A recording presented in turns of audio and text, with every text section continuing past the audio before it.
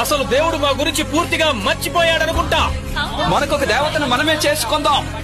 నీ దేవుడైన యెహోవాను నేను తప్ప వేరొక దేవుడు నీకు ఉండకూడదు. పైన ఆకాశముందే గాని క్రింద భూమి అందే గాని భూమి కింద నీళ్ల ఎందే గాని ఉండు దేని రూపమునైనను విగ్రహమునైనను నీవు చేసుకోనకూడదు. ఈ దేవుడైన యెహోవా నామమును వ్యర్థముగా ఉచ్చరింపకూడదు. యెహోవా తన నామమును వ్యర్థముగా ఉచ్చరించు వానిని నిర్దోషిగా ఎంచడు. విశ్రాంతి దినమున పరిశుద్ధముగా ఆచరించుటకు జ్ఞాపకముంచుకును. నీ తండ్రిని తల్లిని సన్మానించుము. నరహత్య చేయకూడదు. వ్యభిచరింపకూడదు. దొంగలించకూడదు. నీ పొరుగువాని మీద అబద్ధ సాక్ష్యం చెప్పకూడదు.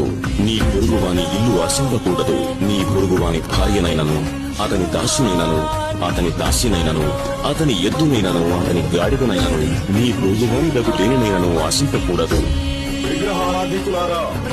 ఆయనను నేను బ్రతిమలాడాను తన ప్రజలను నాశనం చేయొద్దని.